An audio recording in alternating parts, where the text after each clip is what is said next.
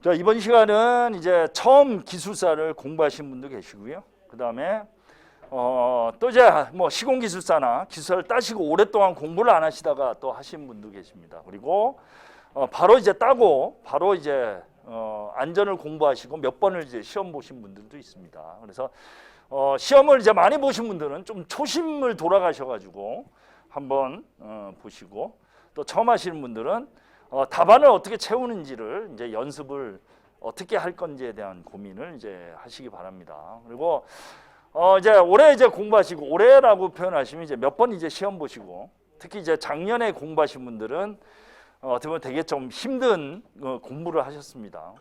뽑는 인원도 적고 여러 가지 이제 어떤 상황이, 그래서 그런 분들은 자꾸 이제 뭐 차별화를 제가 얘기를 하니까 자꾸 문제를 바꾸려고 합니다. 차별화는 기본이 된 상태에서 키워드 하나가 차별한 거지, 이 내용을 다 바꾸는 게 차별화가 아닙니다.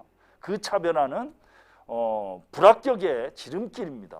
그래서 차별화는 기본을 바탕으로 키워드를 바꿔주고 내용을 일부 수정하는 정도의 차별화를 제가 말씀을 드린 겁니다. 그리고 지금 이제 최근래의 안전에 대한 차별화는 오늘도 말씀드렸지만 포괄적인 문제가 나온다라는 겁니다. 포괄적인 문제는 우리 이제 시공에서 한동안 이제 많이, 지금도 마찬가지입니다. 시공은 워낙 이제 다양화돼 있고 또 워낙 이제 그 직종을 전문적으로 하시는 분들이니까 좀 더 이제 세분화되지만, 우리가 건설 안전은 다양합니다. 건축 분야, 토목 분야, 법과 관련된 분야, 그리고 또 안전 분야도 있고요.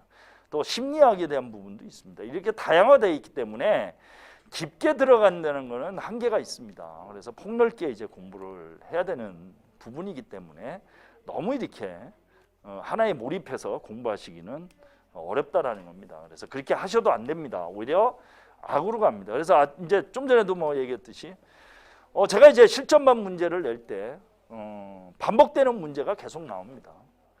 간혹 그 문제가 지겨울 수도 있습니다. 뭐 얘기해도 뭐 해체 문제, 오늘 이제 해체 나왔습니다. 뭐 다음 시간에도 해체 문제는 서너 번 계속 풀어야 됩니다, 여러분이. 그러면 그걸 지겨워할 게 아니고 그걸 어떻게 차별화할 거냐를 좀 더 이제 고민을 하시고, 내가 이제 차별화가 어느 정도 오케이 됐다라는 거, 그 전제는 뭐냐면 저랑도 얘기를 하고 옆에 분들하고 같이 공유를 하면서 답안 틀을 이제 만들어 갑니다. 그러면 그걸 이제 연습을 합니다. 어떤 연습? 시험장에 가서 최대한 내가 쓴 거에 대한 근접할 수 있는 정도의 연습을 하는 겁니다. 그걸 뭐 외워서 쓰는 게 아니고요, 그렇죠? 그래서 그러한 부분들이 실전반에서는 필요하다라는 겁니다. 그래서 실전반에 오면 이제 처음 하신 분은 책을 보고 물론 하십니다, 그렇죠? 책을 보실 때는 사전 전제 어느 정도는 대제목이나 이런 거를 사전에 하시고 오셔서 하는 게 좀 활용도가 높다. 그래서 제가 실전 문제는 전주에 그 주에 제가 문제를 학원 홈페이지에 공지를 합니다. 그러면 그거를 한번 좀 더 관심 있게 보시고, 그 다음에 문제를 여러분을 보실 때 물어본 문제를 내가 어떻게 쓸 거냐를 고민을 하지 마시고 그거와 관련된 내용을 뭐 쓸 거냐를 고민을 하고 오시면 됩니다. 그렇죠? 예를 들어 물어보는 거에 대해서 해체 공법의 종류 및 특징에 대해서 물어봤습니다. 그러면 내가 해체 공사에 대해서 전혀 모릅니다. 그럼 못 씁니다. 그렇죠? 그거는 어떻게 되느냐? 여러분들이 앞으로 60일 남은 동안 공부를 해서 답안을 채우시면 됩니다. 그건 지금 당장 다 쓰려고 하시면 안 되는 겁니다. 그렇죠? 그거는 시험장 가서 다 쓰시면 됩니다. 지금은 못 쓰셔도 됩니다. 근데 어떤 걸 써야 되느냐? 그거와 관련된 내용, 물어본 내용이 아니고 그거와 관련된 내용은 여러분이 쓸 줄 알으셔야 됩니다. 그렇죠? 그거는 공부하고 상관이 없습니다. 왜? 현업에 있는 문제라든지 내가 고민을 한 내용을 쓴다든지 이런 내용을 어떻게 채울 건지를 계속 고민을 하시라는 얘기입니다. 그러면 처음 오실 때 오늘 지금 하는 얘기가, 처음 오신 분들이 가장 힘든 게 답안을 어떻게 쓸 거냐에 대한 부분입니다. 물어본 거를 3페이지를 다 못 채웁니다. 그렇죠? 물어본 거를. 그래서 그 답안 채우는 연습을 이제는 하셔야 된다. 제가 여쭤본 답안을 채우는 공부를 하라는 얘기가 아닙니다. 연습입니다. 물론 이제 학원마다 여러 가지 차이가 있습니다. 가장 쉬운 거는 외우라고 하는 겁니다. 이거 다 외우셔야 됩니다. 책 다 외우셔야 됩니다라는 게 가장 쉽습니다. 그렇죠? 그럼 제가 외워야 됩니다. 그래서 여러분이 못 외웠습니다. 그럼 책임은 누구한테 있나요? 못 외우면 여러분한테 있는 겁니다. 근데 공부를 기술사 공부는 절대 그렇게 해서는 안 되는 겁니다. 외울 수도 없고요. 못 외우는데 외운다라는 건 말도 안 되는 얘기입니다. 근데 처음 공부하신 분들은 외워야지 답안을 쓴다라고 생각을 하시고 항상 얘기를 하면 공부가 부족해서 답안을 못 쓴다라고 얘기를 하십니다. 저희 학원에 제가 강의하는 거는 그렇지 않습니다. 그렇죠? 답안을 못 쓰면 물어본 거 못 쓸 수도 있습니다. 그렇지만 그거 외적인 거는 공부하고 상관없는 내용입니다. 어떤 내용? 내가 한 거. 그래서 여기 계신 분들 각자의 한 경험을 답안에 쓴다. 그래서 만약에 없다면 그때 간접 경험에 대한 부분, 예를 들어서 신문지상에서 안전에 대한 부분도 있고 지금 사건 사고에 대한 그러한 내용을 통해서 답안을 채울 수 있는 연습을 하자라는 얘기입니다. 그래서 그러한 부분을 제가 얘기를 좀 하겠습니다. 이제 처음 오신 분들은 1년에 3번의 기술사 시험이 있습니다.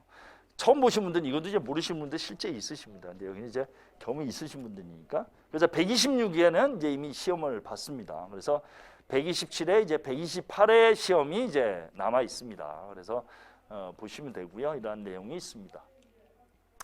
그 다음에 이제 우리가 시험 보면 1, 2, 3, 4교시가 있습니다. 1, 2교시, 3교시. 이제 간혹 이제 처음 보신 분들이 1, 2교시 시험을 보거나 1교시 보고 못 봤다고 가시는 분이 있습니다.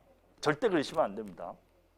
그리고 또 물론 여기는 안 계신데 시험을 안 보시는 분도 있습니다. 왜 안 보냐 그러면 딱 한 가지. 공부가 안 돼서 못 봤습니다.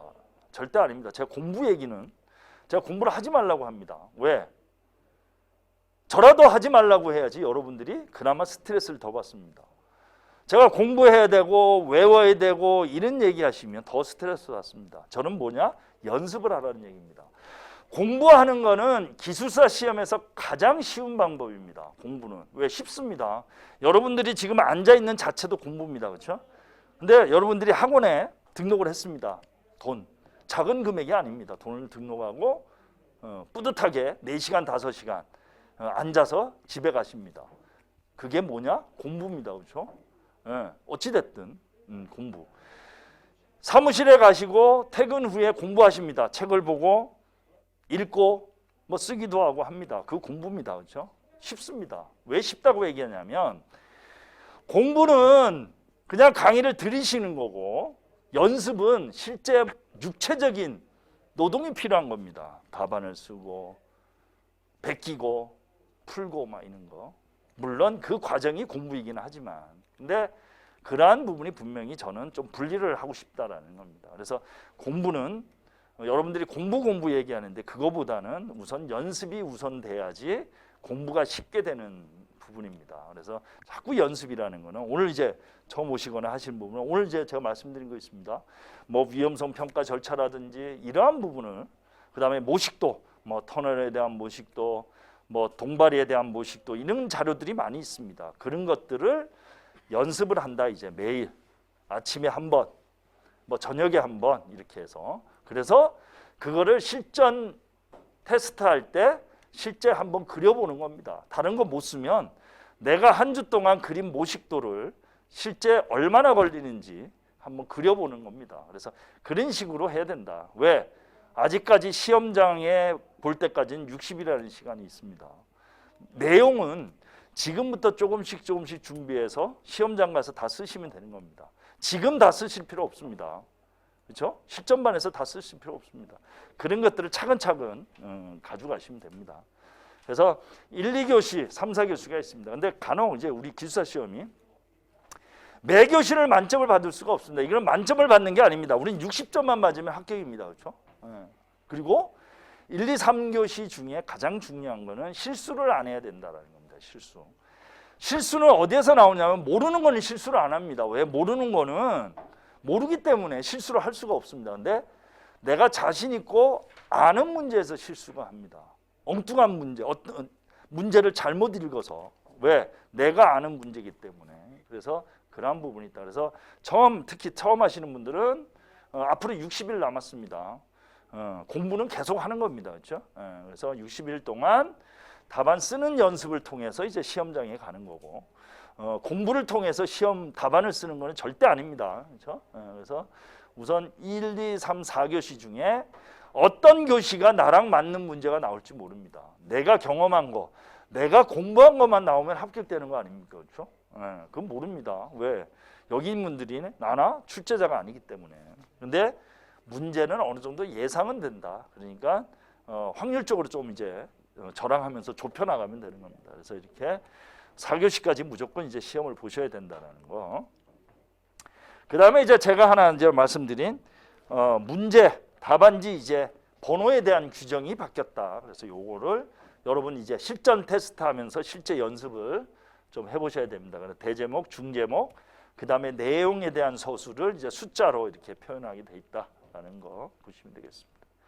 그리고 이제 우리가 그 12페이지, 22줄입니다. 그렇죠? 답안지 22줄. 22줄 안에 다 쓰시면 됩니다. 그래서 공부하신 분들은 이 22줄이 부족해가지고 한 페이지 더 쓰는 경우도 간혹 있습니다. 근데 그거보다는 단답형은 한 페이지, 서술형은 3페이지로 기본을 가져가시고, 만약에 시간 관리가 돼서 좀 더 한다면 한 문제 정도는 좀 더 쓸 수 있는 그러한 답안 쓰는, 그것도 연습이 됩니다. 무조건 내가 많이 한다고 많이 쓸 수 있는 게 아니고 그것도 연습을 통해서 계획적으로 답안을 써주셔야 됩니다.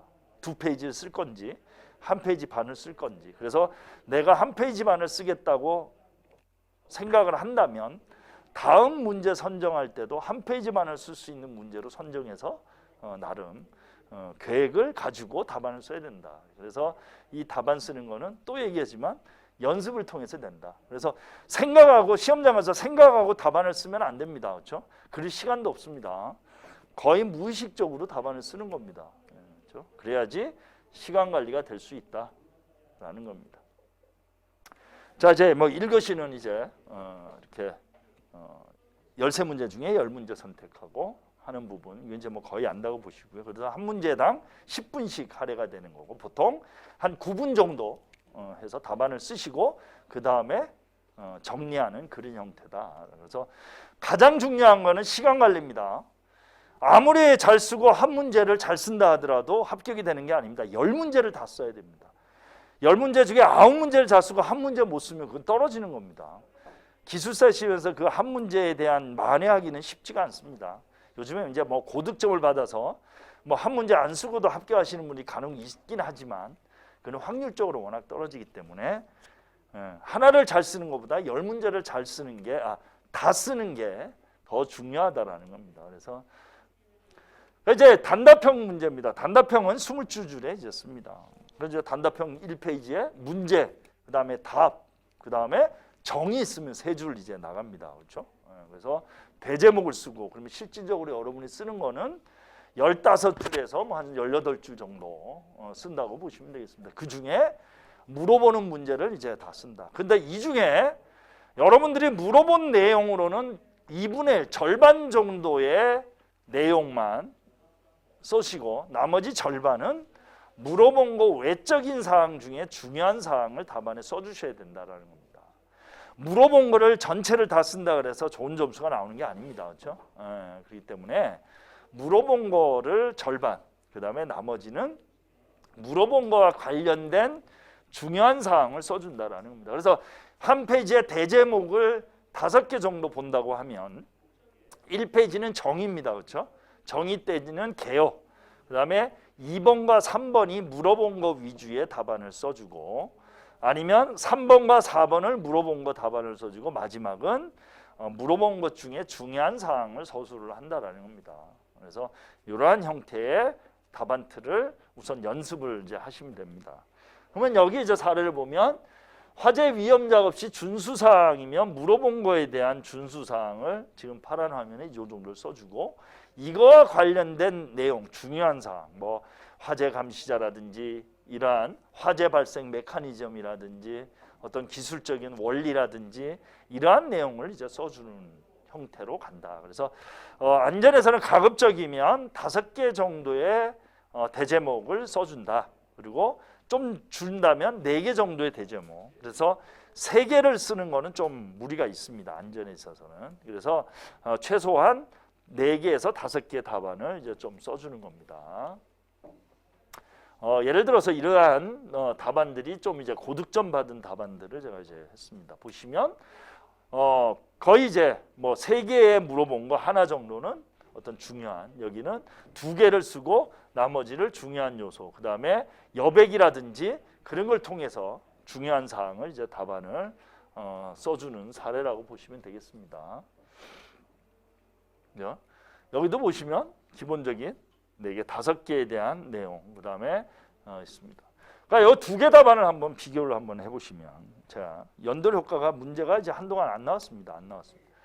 자, 이 2개의 답안을 보시면 거의 비슷합니다. 그렇죠? 모식도도 비슷하고 비슷합니다. 자, 왜?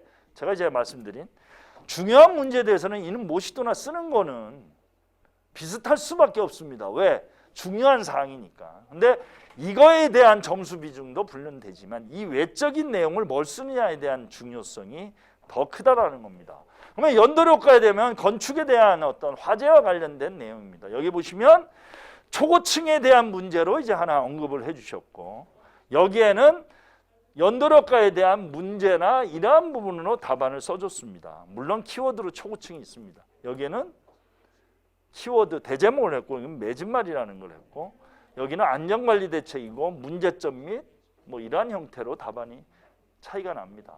그러면 물어본 거에 대한 연돌 효과의 발생 메커니즘이나 이능 내용은 답안마다 다 똑같다라는 겁니다. 그래서 이 외적인 내용을 어떻게 풀어갈 거냐에 대한 부분이 어떤 중요한 부분이다라는 겁니다. 그래서 그런 거를 이제 고민을 조금씩 저랑 하시면 됩니다. 여기도 이제 보일링 현상에 대한 부분이 이제 언급이 됐습니다. 그래서 보일링 현상에 대한 어떤 기본적인 모식도, 왜? 이거는 전부 다 중요하기 때문에 보시면 됩니다.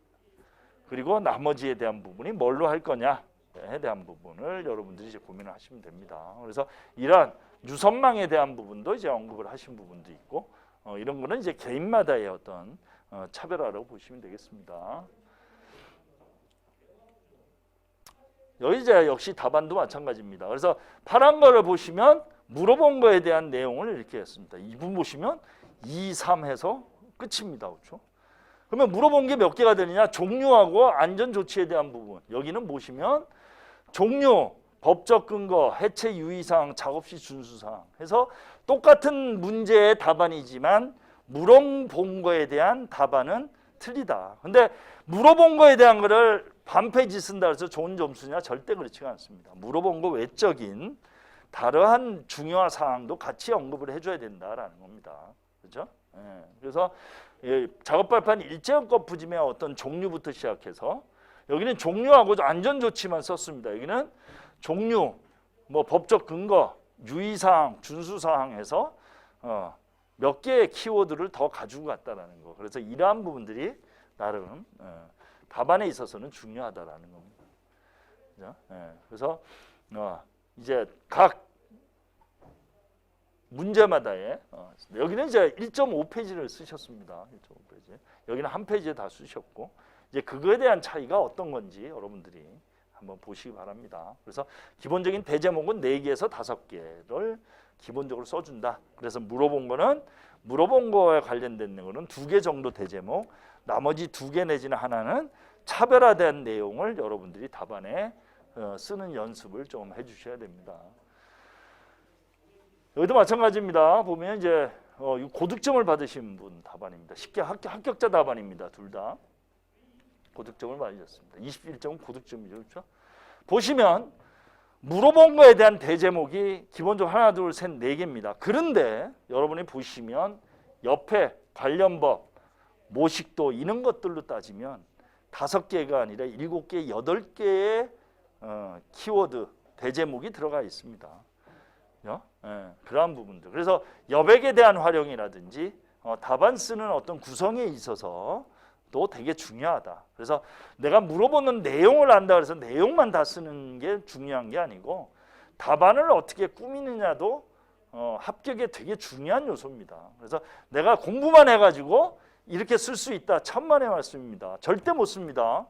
이거는 연습을 안 하면 답안을 못 씁니다.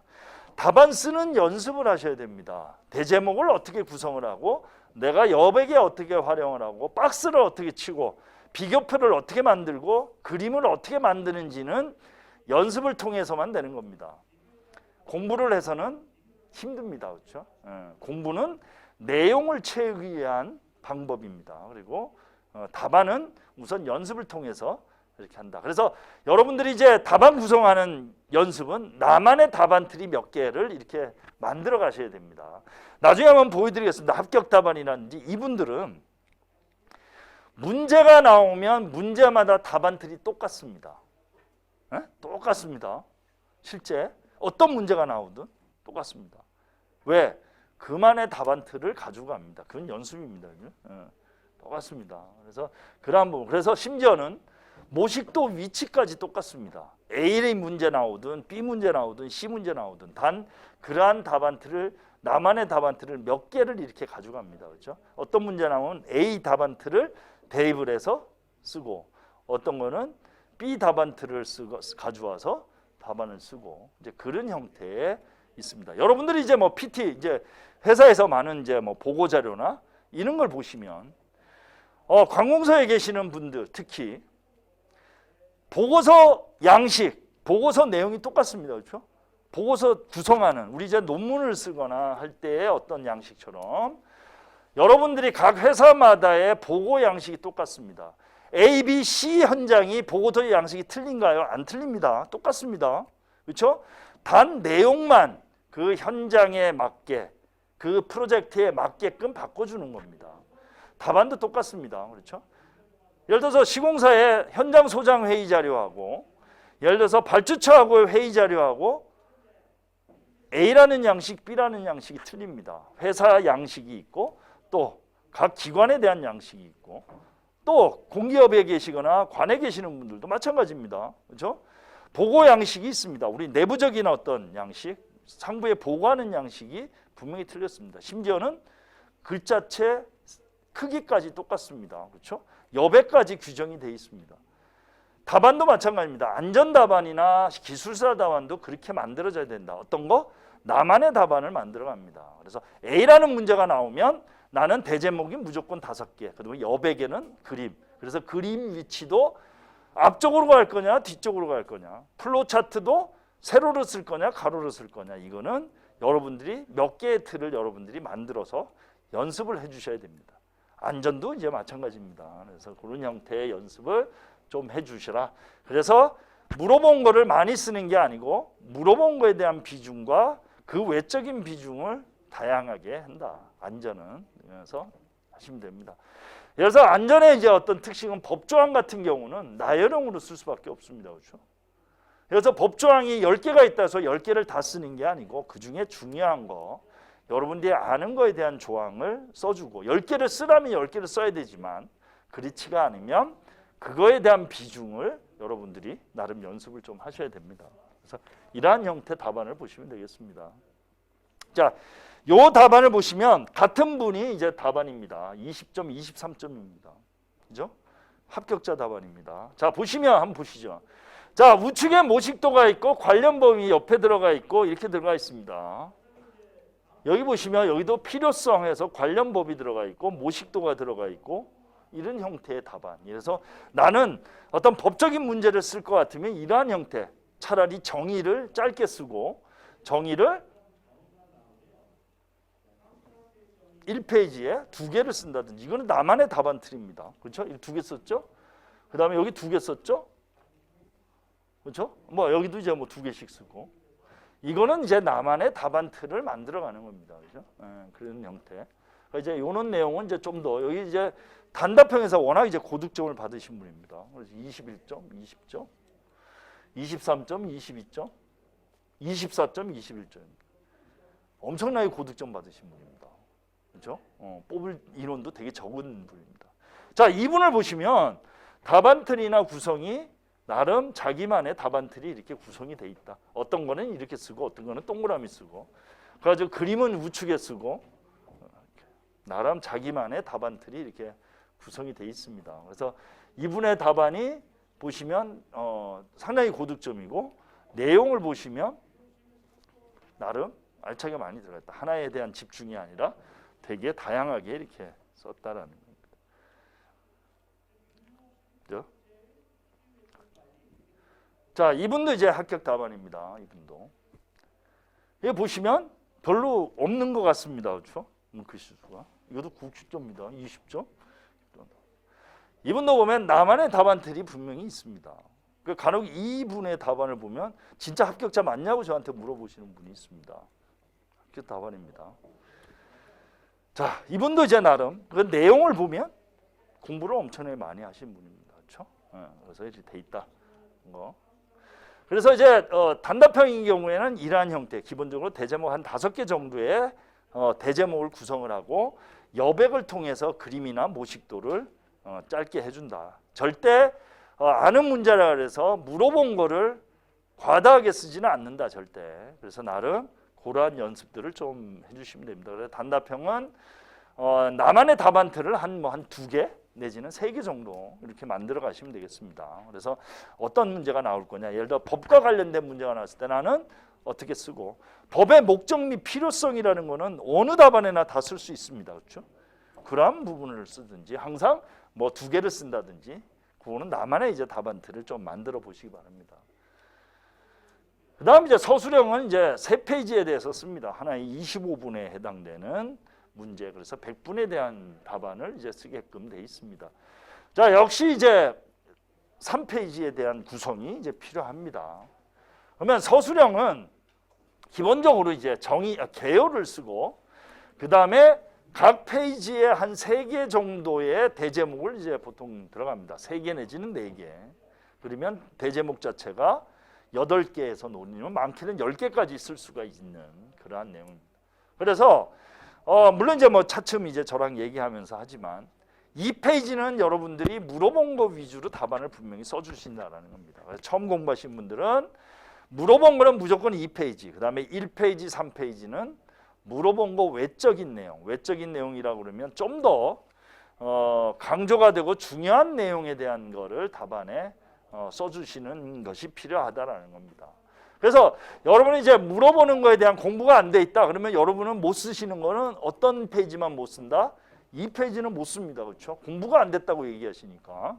그러면 1페이지, 3페이지는 여러분들이 답안을 쓰실 수가 있어야 됩니다. 즉 뭐냐면 내가 공부가 안 돼서 답안을 못 쓴다라는 거는 물어본 거에 대한 답안 쓰는 2페이지를 못 쓰는 겁니다. 그렇죠? 그러면 1페이지, 3페이지는 물어본 거 외적인 내용을 써주시면 됩니다. 즉 위험성 평가를 쓰든지 우리가 공통적으로 건설 안전에 있어서 모든 거 들어갈 수 있는 거, 뭐 재유형을 써도 되고요. 그런 것들을 써준다라는 겁니다. 그래서 처음 공부하시는 분이 답안을 못 채운다 그러면 저는 공부를 안 하셨으니까 2페이지는 못 쓰고 1페이지, 3페이지는 공부를 안 하더라도 채울 수 있는 연습을 해주시면 된다. 그거는 제가 오늘도 얘기한 모식도를 연습을 한다든지 위험성 평가를 연습을 한다든지 그러한 부분에 대한 내용을 채우시면 되는 겁니다. 그래서 뭐 안전 교육과 관련된 내용을 한다든지, 그렇죠? 그러한 내용으로 답안을 채워준다. 제가 기본이 되는 개인 보호구를 제가 얘기를 합니다. 개인 보호구, 그렇죠? 개인 보호구를 안 쓰고 다른 걸 쓰시면 안 됩니다. 개인 보호구를 써줍니다. 1편 안전 대책에 개인 보호구를 써주시면 되는 겁니다. 가장 기본적인 겁니다, 그렇죠? 그러한 내용으로 이제 채워준다라는 내용입니다. 자, 그런 이제 답안을 이제 한번 이렇게 보입니다. 그래서 보시면 자, 2페이지는 물어본 거를 한다. 대제목 고민 안 합니다. 그래서 안전 설비에서 2페이지는 물어본 거, 1페이지는 그거와 관련된 조건에 대한 내용이 1페이지, 3페이지에 들어갑니다. 그래서 여기 보면 갱폼의 안전 설비 기준하고 안전 작업입니다. 그러면 갱폼의 안전 작업, 안전 기준은 2페이지에 쓰는 거고 1페이지는 갱폼과 관련된 내용의 답안을 1페이지에 써주는 겁니다. 조건. 즉 여기에는 뭐 갱폼의 구성 요소에 대한 부분이라든지 뭐 안전에 대한 부분 아니면 갱폼의 뭐 구조 검토 사항이라든지 이런 걸 써주는 겁니다. 그럼 난 갱폼에 대해서 모른다라고 했을 때 위험성 평가를 써주면 되는 겁니다. 그렇죠? 정 모르겠다면 위험성 평가 플로우만 하면 돼요. 앞에 대제목만 잡는다. 어떻게? 갱폼 작업에 대한 위험성 평가 절차 해가지고 써줍니다. 왜? 답안을 못 채우는 것보다는 채우는 게 점수가 나오니까. 그렇죠? 제가 잘 쓰라고 말씀드리는 게 아닙니다. 그렇죠?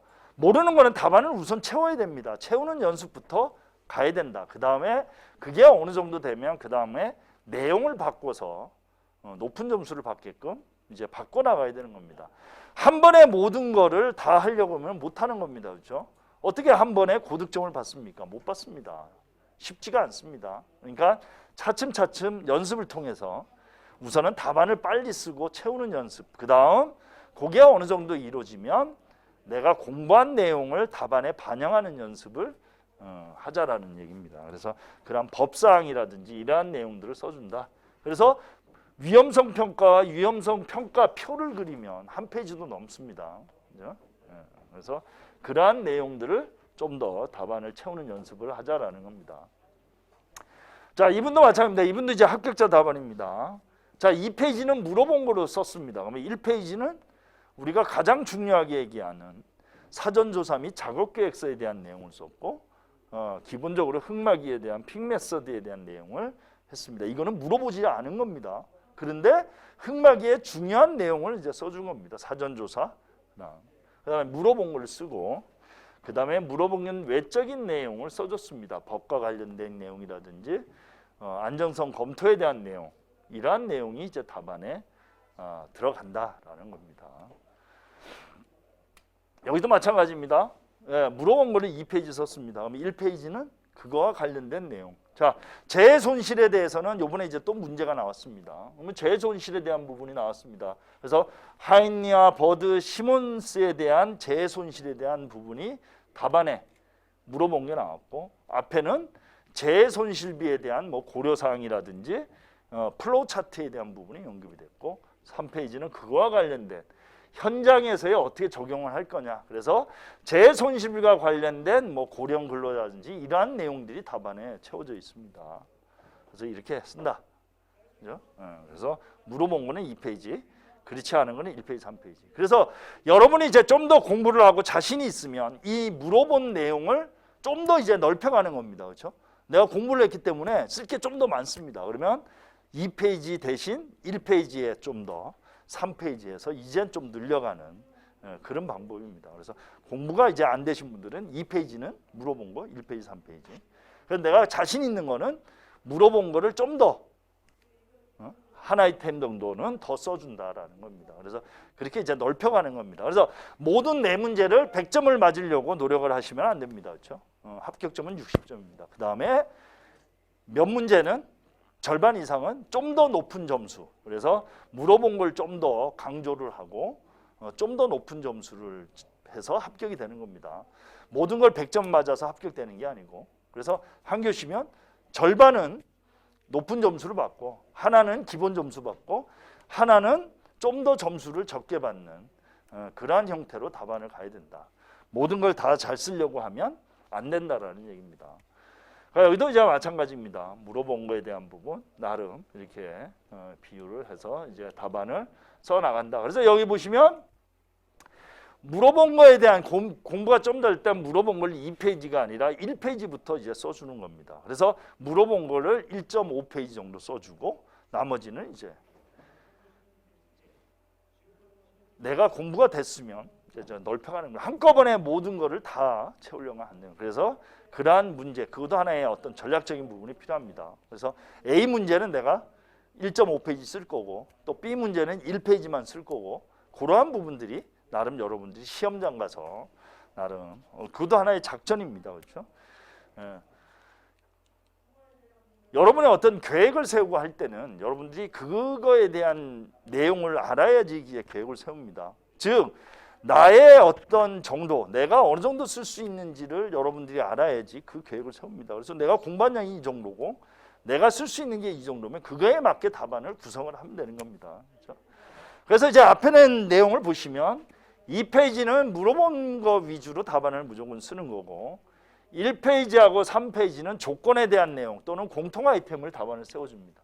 그러니까 내가 공부가 됐다. 그러면 1.5페이지 물어본 거를 파란색으로 돼 있는 1.5페이지에 대한 거를 물어본 걸 좀 더 써주고 나머지는 반드시 물어본 거와 관련된 거를 더 써준다. 간혹 물어본 거를 1, 2, 3페이지를 다 쓰시는 분이 있습니다. 그거 별 의미가 없습니다. 의미 없다라는 거는 물어본 것만 많이 쓴다고 해서 좋은 점수가 아니다라는 겁니다. 그렇죠? 물론 물어본 거에 대한 비중이 커야 되는 건 맞습니다. 그렇지만 그 물어본 거 외적인 부분을 최소 한두 개는 답안을 써줘야지 어떻게 보면 균형 잡힌 답안입니다. 그렇죠? 물어본 걸 많이 썼다라는 거는 책에서 외우거나 그런 답안이라고 밖에 볼 수가 없습니다. 그렇죠? 예. 근데 그 외적인 거는 경험에 대한 부분이라든지 아니면 안전에 대한 자기 생각을 답안에 쓸 수 있다라는 겁니다. 그러면 답안에 분명히 그러한 경험과 그런 고민을 한 사람의 답안과 책을 보고 외워서 쓴 답안은 분명히 차이가 납니다. 그러면 채점자는 절대 그런 답안을 많은 점수를 줄 수는 없습니다. 많은 점수를. 제가 이제 앞에서 이제 단답형 얘기할 때 말씀을 드렸습니다. 모르는 문제가 나옵니다. 이거는 쓰지 말라는 문제입니다. 근데 굳이 썼습니다. 점수 안 줍니다. 그렇죠? 왜? 그러한 문제는 그거를 알아야지만 쓰는 답안들이기 때문에 그런 문제는 못 쓰는 겁니다. 근데 안전은 그런 문제는 별로 안 나온다. 다 쓸 수 있는 답안이다라는 겁니다. 그래서 그러한 문제들은 항상 콘크리트 타설에 대한 안전 문제가 나왔습니다. 3페이지를 콘크리트 타설 물어본 거로 다 채우기는 한계가 있습니다. 그렇죠?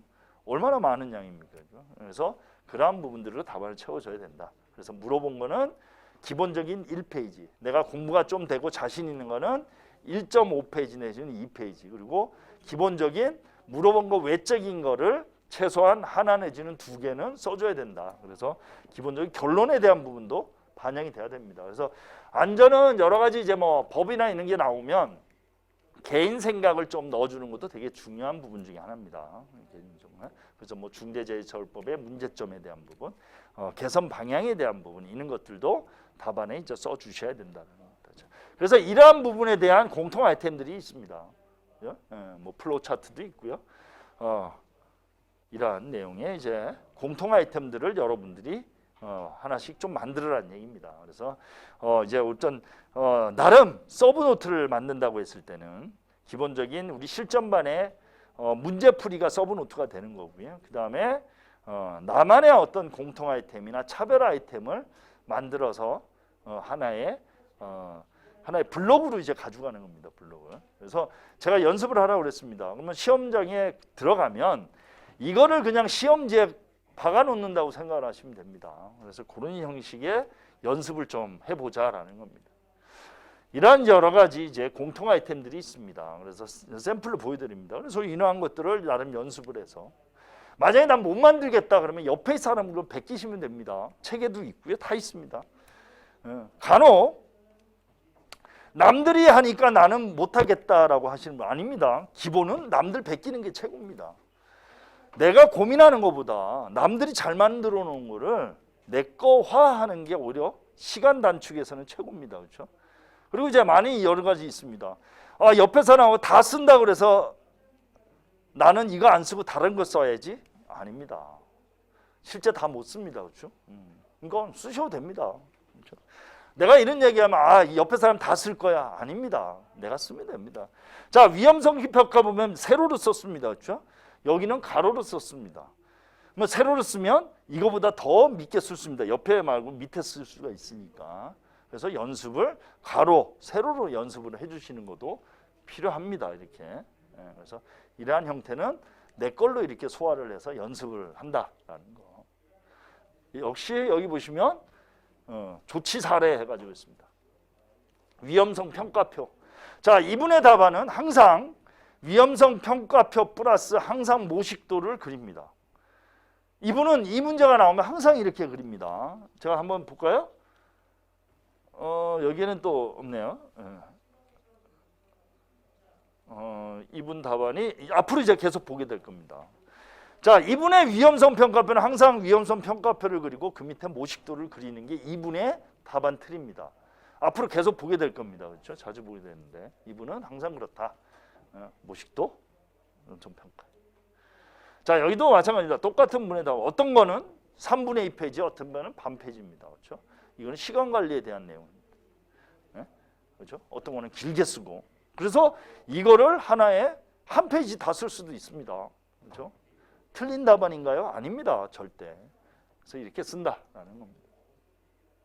그래서 이제 공통 아이템을 이렇게 활용을 한다라는 겁니다. 예를 들어서 자, 샘플을 한번 보겠습니다.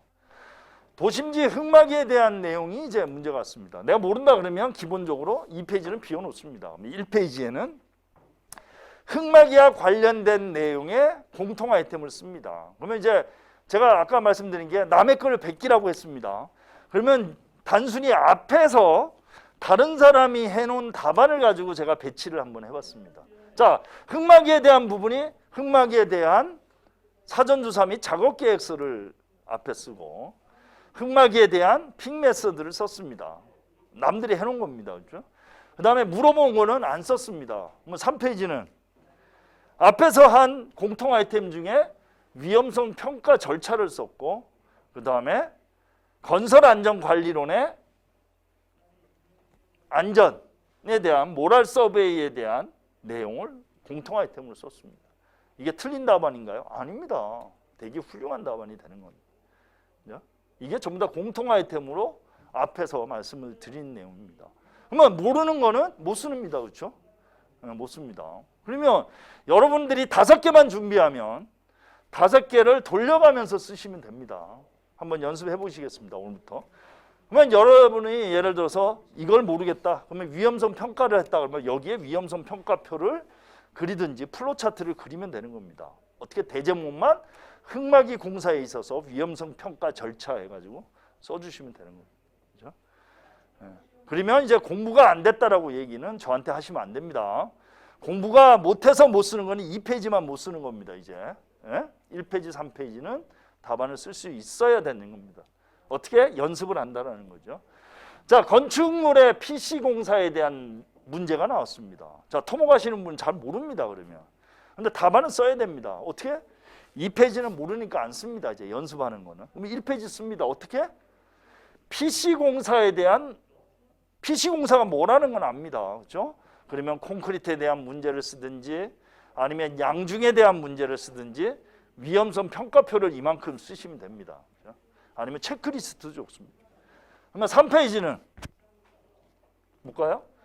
자, 여기 보면 라이프 사이클과 연계한 안전관리 프로그램이라는 걸 썼습니다. 자, 우리가 여러분이 현장에 있어서의 어떤 여러 가지 요즘에는 이제 안전관리에 있어서 생애주기원 안전관리라고 얘기합니다. 옛날에는 시공에 대한 안전관리만 얘기하지만 이제는 설계부터 유지관리까지의 안전관리를 다 얘기합니다. 그게 생애주기원 안전관리 시스템이라고 얘기를 합니다. 그러면 이러한 부분들은 공통 아이템을 씁니다. 모든 현장에 다 쓰니까. 어떻게? 라이프 사이클과 연계한 프로그램입니다. 그러면 계획부터 유지관리까지의 내용을 써주시면 됩니다. 그리고 이제 산업안전보건법에 우리 발주자의 단계별 안전관리에 대한 부분이 있습니다. 그래서 기본안전 관리대장, 설계안전관리대장, 공사안전관리대장도 있고 이러한 여러 가지 법적 검토 사항도 있습니다. 그리고 그런 내용을 써주는 겁니다. 그렇죠? 그 다음에 결론은 IoT, 요즘에 스마트 안전이 워낙 이슈가 됩니다. 그래서 IoT 기술을 접목한 안전관리 시스템의 선결과제 이렇게 썼습니다. 그렇죠? 이게 틀린 답안인가요? 아닙니다. 그렇죠? 왜? 내가 답안을 채워야 되니까 이렇게 답안을 채우는 연습을 우선 하시는 겁니다. 제가 쉬운 문제일수록 책을 보고 공부한 사람들보다 그렇지 않은 사람이 합격 확률이 저 개인적으로 봤을 때는 훨씬 더 높습니다. 왜? 남들이 쓰는 걸 못 씁니다. 왜? 공부가 안 됐기 때문에. 즉 예를 들어서 이러한 문제가 나왔을 때 PC에 대한 공부가 잘 된 사람들은 그거로 내용을 다 채웁니다. 그렇죠? 그럼 나는 공부가 안 됐습니다. 그럼 못 채웁니다. 그럼 채소로 채웁니다. 그렇죠? 나머지는 내가 경험한 예를 들어서 PC도 여러 가지 종류가 있습니다. 건축물에. 그렇죠? 슬라브에 대한 PC도 있을 수가 있고요. 보에 대한 PC 공법 그런 여러 가지가 있습니다. 그러면 그러한 내용으로 답안을 채우면 그게 PC 공법에 대한 구조적인 내용이라든지 시공 순서를 못 쓴 것보다 더 점수가 나올 수가 있습니다. 근데 그러한 점수는 그냥 조금 높은 게 아닙니다. 압도적인 점수가 나옵니다. 사실은 실제 그렇습니다. 그래서 이제 간혹 여러분들 시험 보고 오셔가지고 생각이 안 난다고 다들 얘기하십니다. 그렇죠? 아, 이 문제는 망쳤습니다라는 얘기하는 문제가 어마어마한 점수가 나오는 경우가 상당히 많습니다. 실제 그렇습니다. 대부분이. 왜? 그 문제는 내가 아는 문제는 내가 공부하고 내가 외우고 내가 달달달 했던 문제가 잘 썼다고 생각을 하는 거고, 내가 모르는 문제는 일반적인 답안 틀에서 벗어나는 문제가 나는 잘못 썼다고 얘기를 하는 겁니다. 그래서 그런 문제가 오히려 훨씬 높은 점수가 실제 나온다. 여기 뭐 이제 기숙사 가지고 계신 몇 개씩 따신 분들도 계신데 실제 아마 본인 경험들이 다 있으실 겁니다. 그래서 그렇다는 겁니다. 자, 이렇게 해서 이제 앞에 그런 사례를 보시면 기술사 시험은 쓰는 시험입니다. 그렇죠? 쓰는 시험이고 공부와 답안 작성 연습은 분리해서 하는 겁니다.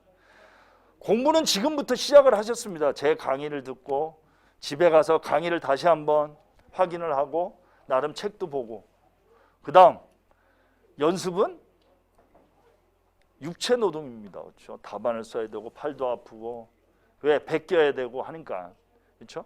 그걸 한다. 그래서 저는 공부하고 연습에 대한 분리를 제가 자꾸 말씀드립니다. 물론 답안을 쓰고 하는 것도 공부의 일종이긴 합니다.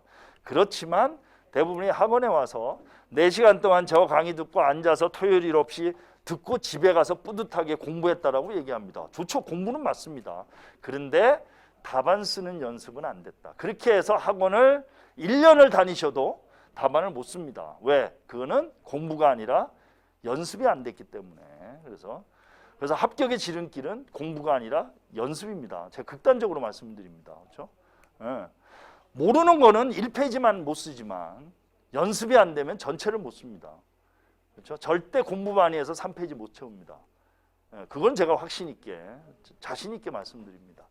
연습하면 공부를 안 하고 연습만 하면 2페이지를 채우고요.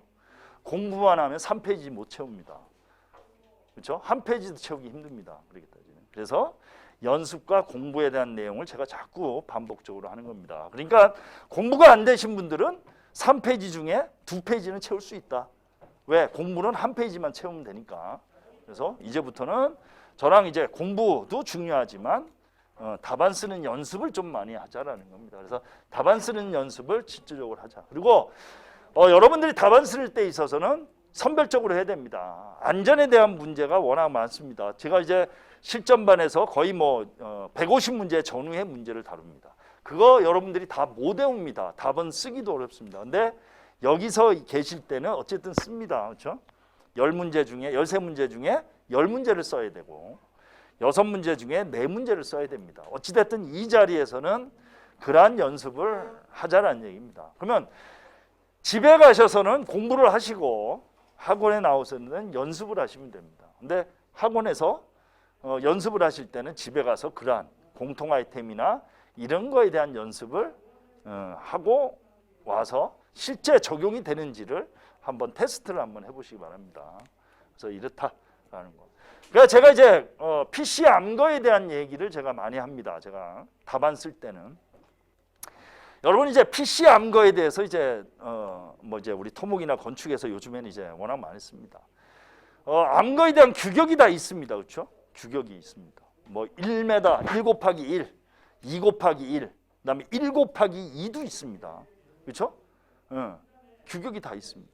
저는 이 암거의 표기를 합니다. 답안이. 자, 이거는 뭐냐면 공통 아이템을 이거에 맞게 하는 거다. 이거는 공부해서 하는 게 아니라 우리 PC가 RC하고 차이가 가장 큰 장점이 뭡니까? 시간입니다. 시간. 그렇죠? 예를 들어 시험장이 현장이라고 생각을 하시고 지금이 우리가 시험장에 가기 위한 공장이라고 생각을 한다 하면 RC는 제가 시험장 가서 PC를 암거를 만들어야 됩니다. 터파기하고 기초 치고 터파기는 됐다고 보면 기초 치고 양생을 하고 그렇죠?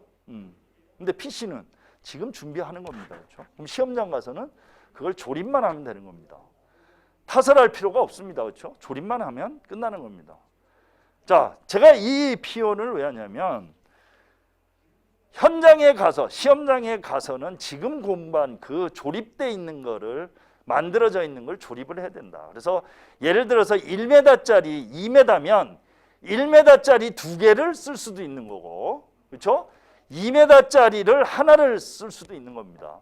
답안 구성에 따라서 2m짜리 두 개를 한꺼번에 설치할 수도 있고 1m짜리를 두 개를 나눌 수 있습니다. 즉 대제목을 하나를 잡을 수도 있고 두 개를 쓸 수도 있습니다. 그거는 지금 여러분이 만들어서 가는 겁니다. 시험장 가서 그걸 만들어서 쓰지는 못합니다. 그러면 어떻게 된다? 시간 관리가 안 되는 겁니다. 그렇기 때문에 여러분들이 여기에서는 1m짜리 두 개를 만들어 놓고 또 2m짜리 하나를 만들어 놓고 또 높이가 2m짜리 하나를 만들고 1m짜리 두 개를 만들어서 가져가서 내가 상황에 맞게 조립을 하는 게 기술사 시험입니다. 그래서 저는 그러한 부분, 우리가 현장에서 RC와 콘크리트, RC와 PC의 차이, 공기에 대한 부분, 그다음 품질은 RC보다 PC가 훨씬 좋습니다. 공사기간도 단축되고, 단점은 공사비가 좀 더 많이 듭니다. 근데 지금 우리는 그러한 부분은, 비용에 대한 부분은 여기서 여러분들이 공부를 하시는 부분이기 때문에, 그래서 이러한 부분, 그래서 기본적인 현장에서 가장 중요한, 시험에서 가장 중요한 시간 관리는 이러한 PC 공법만이 현장에 적용될 수가 있다. 우리 시공으로 따지면. 그래서 현장에 가서, 시험장 가서 답안을 만들려고 생각하면 안 된다. 그러면 어떻게 된다? 시간 관리가 안 된다. 그리고 품질이 안 좋다. 그렇죠? 그래서 여러분은 나하고 저와 함께 품질이 좋은 답안에 대한 PC를 이제 여기서 이제 만들어서 시험장 가서는 조립만 하시면 되는 겁니다. 조립만.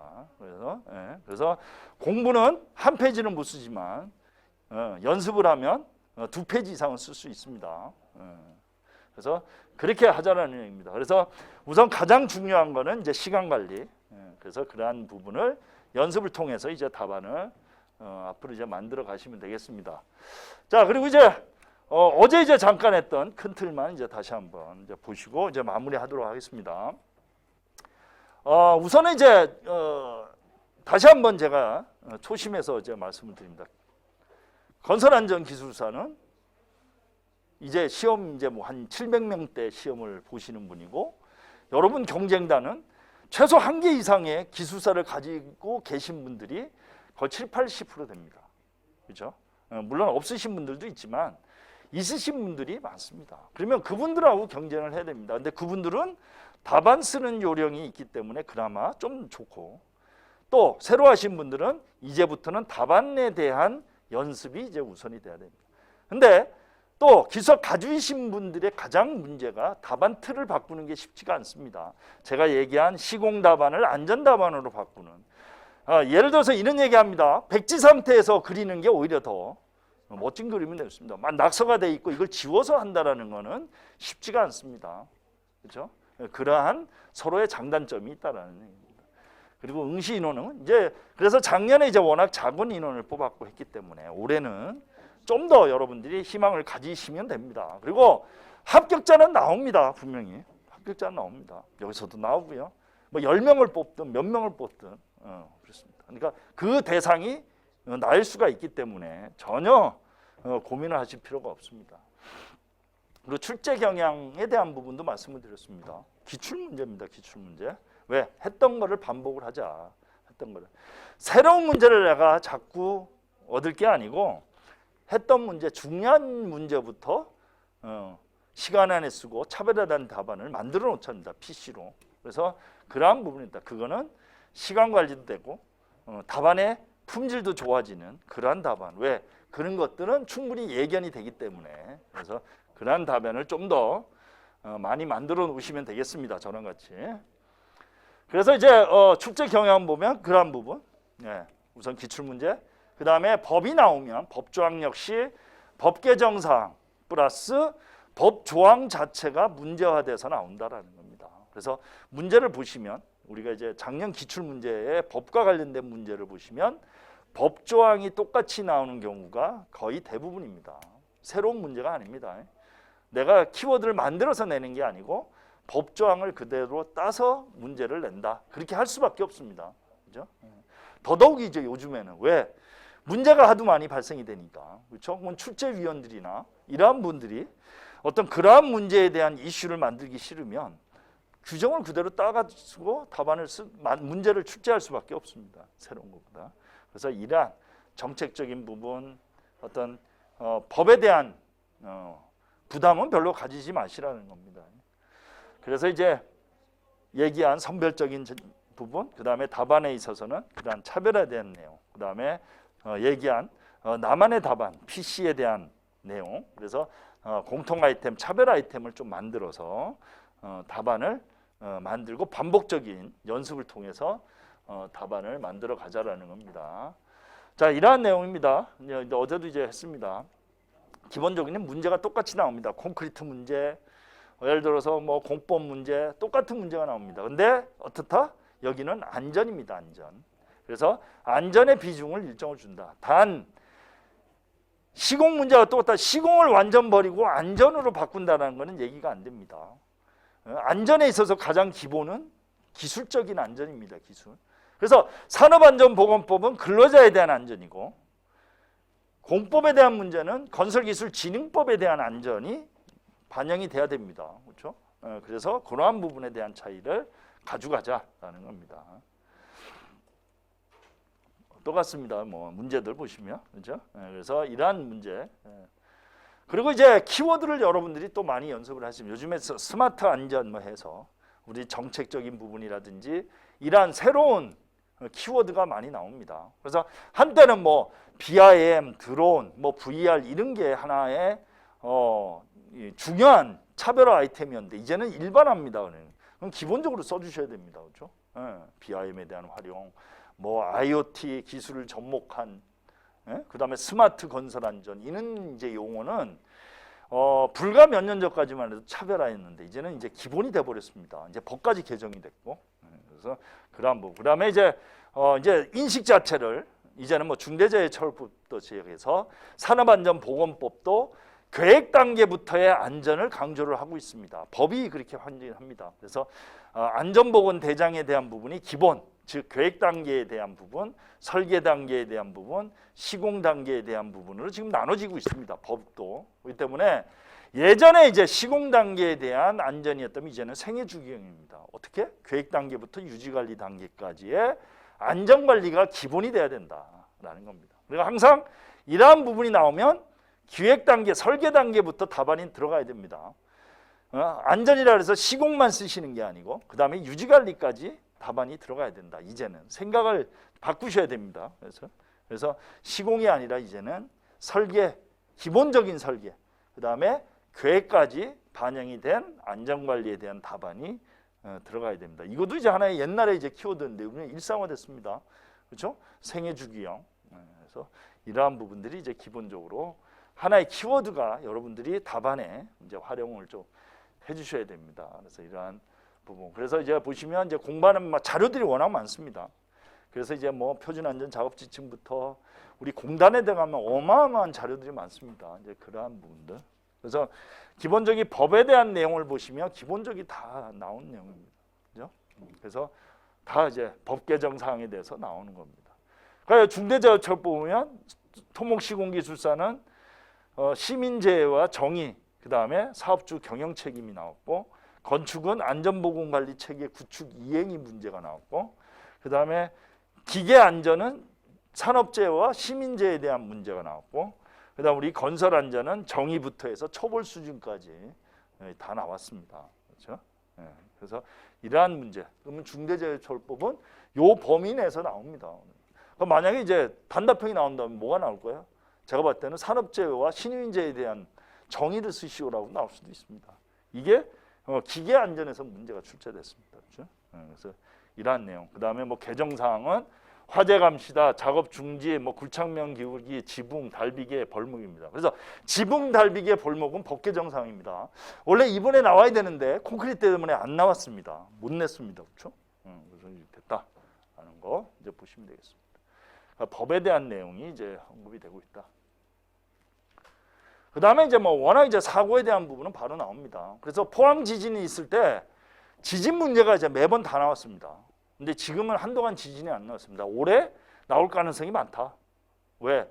뭐 제주도 지진에 대한 문제도 이제 요즘에 생기고, 또 얼마 전에 저기 뭐 화산 폭발해가지고 뭐 이제 뭐 여러 가지 이제 문제들이 이제 발생이 되고 있습니다. 그래서 지진에 대한 문제는 좀 더 여러분들이 이제 관심을 좀 가져주셔야 된다라는 거. 그래서 이번에 이제 나오는 언더피닝 공법 자체도 지진과 연계해서 답안을 써주시는 그러한 공법 문제이긴 합니다. 근데 지진이라고 보기에는 좀 이제 그렇고, 그래서 나름 이제 그렇다. 그래서 최근 이제 화재에 대한 문제가 이제 계속 나왔습니다.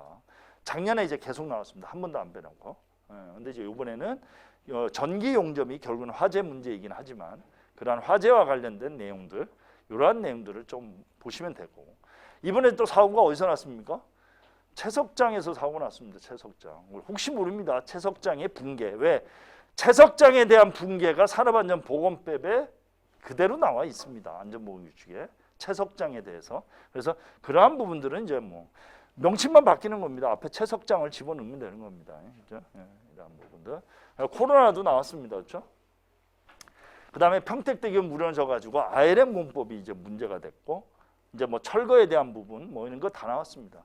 그다음에 여기 이제 KT 지하공동구 화재 사고가 났습니다. 그렇죠? 이거 지하공동구에 대한 문제가 나왔습니다. 그렇죠?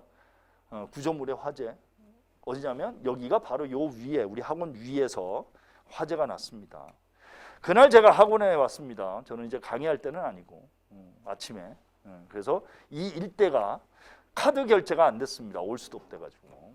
그렇습니다. 이 학원 일대. 그날 제가 이제 아침에 오는데 이제 사고가 났습니다. 그래서 카드 결제가 안 돼 가지고 제가 물건을 못 산 경험이 있습니다. 그래서 근데 문제가 그대로 출제가 됐습니다. 이듯이 사고가 나면 그와 연계된 문제들은 출제가 될 수밖에 없습니다. 그래서 그러한 부분을 좀 더 이제 관심을 가지자는 겁니다. 그러니까 126개 사고 관련 문제 한번 제가 보겠습니다. 자, 우리가 광주 현대 아이파크 이번에 사고 났습니다. 그거와 관련 문제를 제가 대충 이렇게 뿌려보면 한 8가지가 있습니다. 그렇죠? 자, 파괴에 대한 부분, 연생 취성 파괴. 물론 이게 이제 그 마두역에 이제 뭐 집안 침하 사고와도 연계가 있지만 어쨌든 파괴에 대한 문제가 나왔고, 이거 붕괴됐을 때 철근과 관련된 얘기가 나왔습니다. 철근 정착에 대한 얘기가 거기에 나와 있는 조사 위원장이나 이분들이 철근의 정착, 왜 양생이 제대로 안 됐기 때문에 그러한 얘기도 나왔습니다. 그래서 제가 대표적인 문제로 철근의 정착에 대한 문제도 제가 강조를 했습니다. 근데 안 나왔지만, 그 다음에 타워 크레인에 대한 부분, 온도 제어 양생, 펌프카, 한중 콘크리트 시스템 동발이 중대재해처벌법 악천후에 대한 문제가 나왔습니다. 자, 이 문제는 제가 아이파크 사고 나면서 다 언급을 했던 내용이고 실제 문제가 이제 다 나온 겁니다. 이제 제 강의 들으신 분들은 다 아실 겁니다. 그리고 이제 학동 철거에 대한 부분으로 이제 해체에 대한 내용이 이제 나옵니다. 그래서 이렇듯이 사고와 관련된 문제도 나온다. 법과 관련된 문제도 나오고, 우리 이제 내년에는 올해 이제 다음 시험은 앞에 그냥 법과 관련된 개정 사항 중에 뭐 달비계 얘기했고, 지붕에 대한 부분, 벌목에 대한 부분이 있습니다. 사실은 벌목은 동절기 문제에 나옵니다. 그렇죠? 벌목 작업은 동절기 때 많이 일어납니다. 그런데 콘크리트 때문에 벌목이 묻혀버렸습니다. 그래서 이제 벌목, 그 다음에 지붕에 대한 사고가 워낙 이제 많이 이슈가 됩니다. 그래서 지붕, 그 다음에 달비기에 대한 부분이 나올 가능성이 많다라는 겁니다. 그래서 이렇게 돼 있습니다. 이제 이 부분은 제가 이제 어저께 이제 말씀을 드렸던 부분입니다. 답안 활용에 대한 부분. 그래서 이거는 제가 이제 마지막 10번째 강의 마지막 이제 특강 때 중요한 부분을 다 추려서 제가 이제 말씀드린 내용입니다. 이제 어저께 이제 똑같이 말씀드렸고, 중요한 부분만 하고 넘어가겠습니다.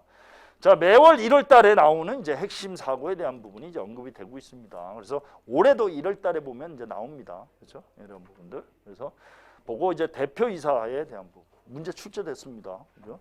한번 세 보십시오. 제가 요거는 이제 왜 내가 이거를 여러분한테 배포를 했냐면, 기존에 계신 분들은 아시지만 제가 쉬는 시간에 보라고 한 10몇 장 이렇게 추려가지고 해준 내용에 1페이지에 들어가 있는 게 이겁니다.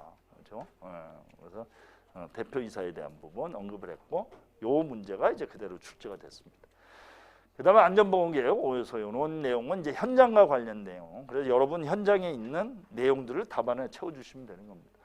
그다음에 MSDS는 이제 출제 가능성이 좀 있습니다. 작년에 출제가 됐지만 법이 개정된 사항. 그리고 이거는 역시 공통 아이템으로 좀 가지고 가셔야 됩니다.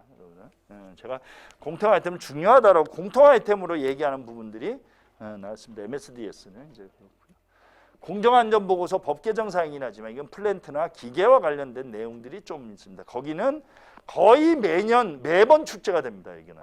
근데 우리 건설안전 쪽에서는 이제 MSDS에 대한 비중이 좀 높습니다. 이제 사다리에 대한 문제가 나왔습니다. 실제 작년에. 그래서 사다리에 대한 내용이 이제 언급이 되고 있습니다. 그다음에 이제 추락에 대해서는 워낙 이제 많은 중요한 부분이 있습니다. 계급부 추락. 그래서 이제 계급부에 대한 문제도 한 번 더 관심 있게 이제 보셔야 됩니다.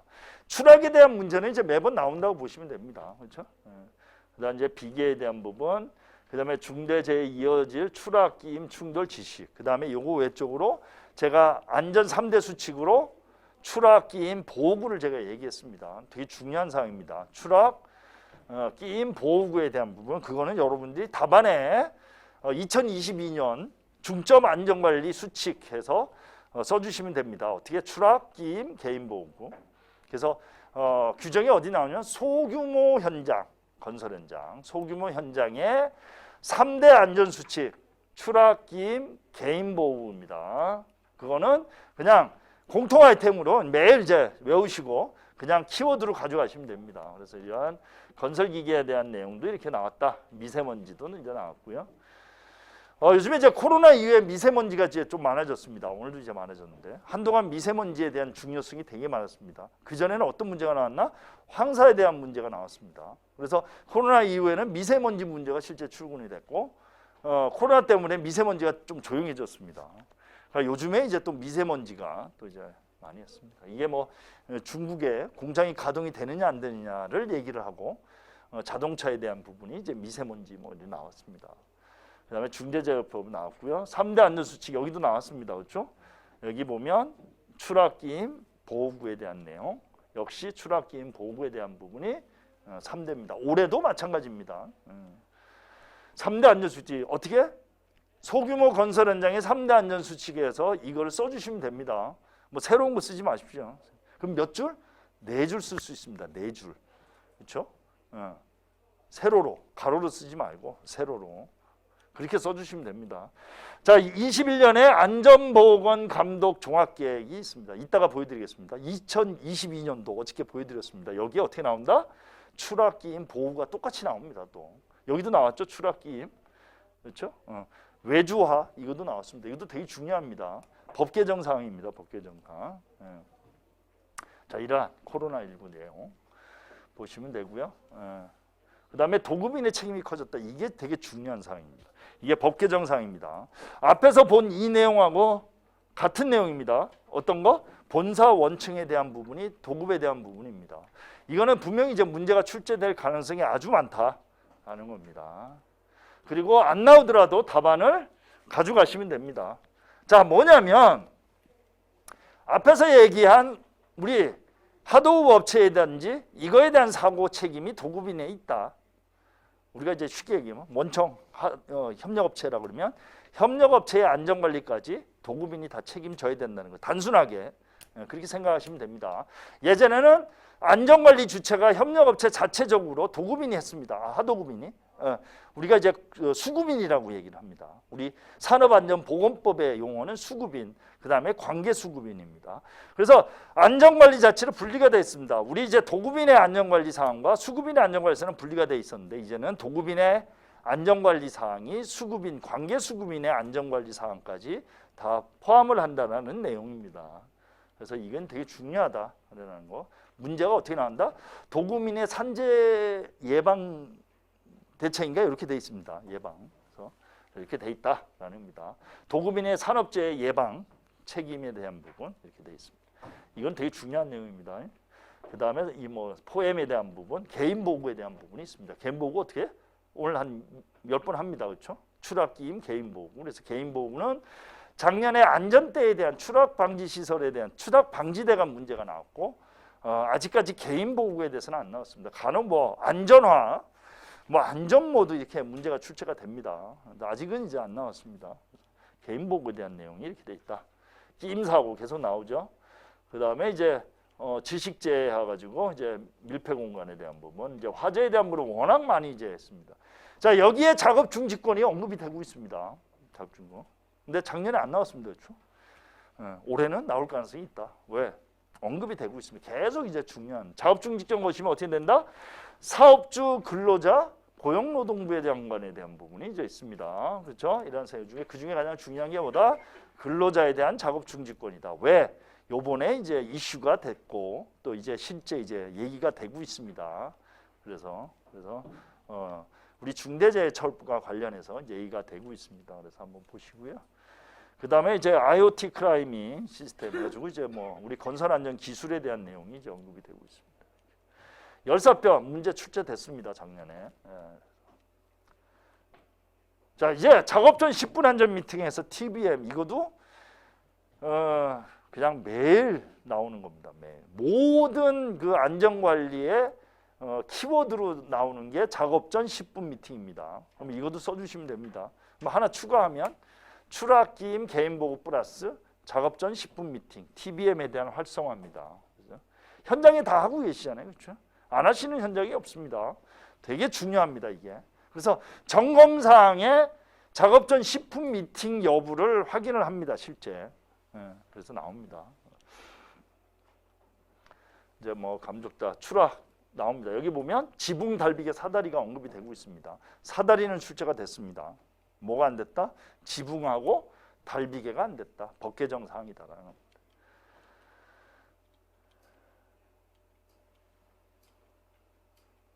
그 다음에 태풍 집중호 이거는 뭐 이제 매번 여름에 나오는 겁니다, 그렇죠? 근데 이번에 뭐가 나왔다? 악천후가 나왔죠.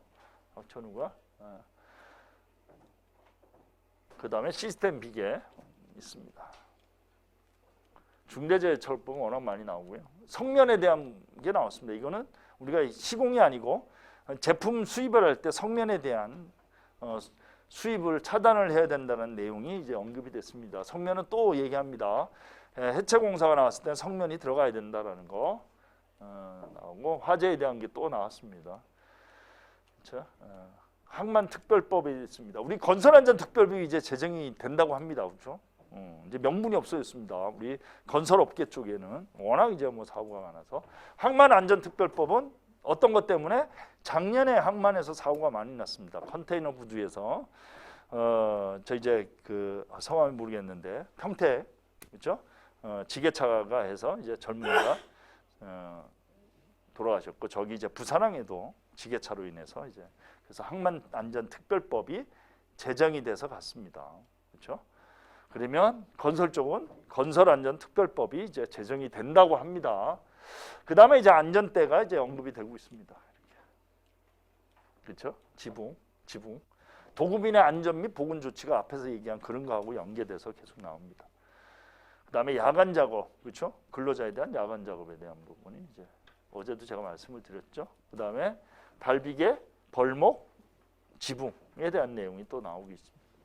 그 다음에 작업 환경 측정에 대한 부분이 이제 언급이 되고요. 오징어 게임 얘기했습니다. 또 추락 나옵니다. 추락 끼임. 그 다음에 뭐 개인 보고입니다. 오징어 게임 보신 분들 아시죠, 그렇죠? 끼임은 외국인 근로자가 월급 못 받아가지고 사장하고 싸우다가 사장이 끼임 사고가 발생이 되고 추락은 어디서 나온 거 아시죠? 강화유리 이제 건너갈 때 깨져서 추락 사고가 발생이 되는 오징어 게임 속에서 이제 끼임 추락이 돼. 지금 끼임 추락이 계속 나옵니다. 그렇죠? 개인 보호하고 자 이제 12월 달에 이제 평가에 대한 부분이 이제 언급이 되고 있습니다. 이렇게 추락에 대한 부분이 이제 언급이 되고요. 여러 가지 이제 공통 아이템은 이제 이미 제가 다 말씀드렸던 내용으로 돼 있고 제가 마지막에 작업 중지권에 대한 부분이 하고요. 지붕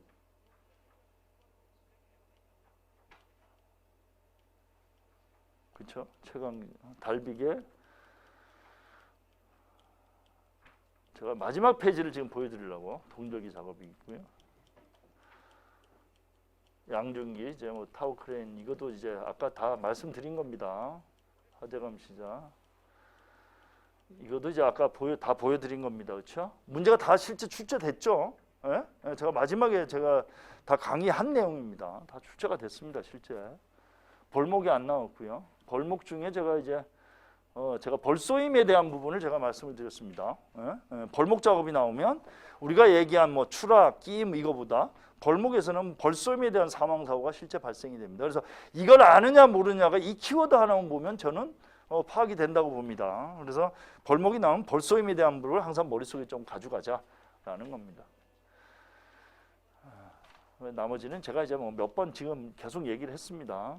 얘기했고 제가 마지막에 뭘 보여드리려고 하냐면 2022년도에 대한 요겁니다. 요거 자 2022년 산업안전감독 종합계획이 발표가 됐습니다. 여기에 보시면 첫 번째 중대재해처벌법이 나오고 사망사고 핵심 위험 요인 집중감독, 그 다음 나온 게 본사 원청에 대한 중심 예방감독 강화, 세 번째 기업의 안전보건관리 체계 구축 이행이 나왔습니다. 제가 안전관리 계획 구축 이행이 중요하다고 제가 말씀을 했습니다. 실제 올해는 가장 중요한 요소 중에 하나입니다.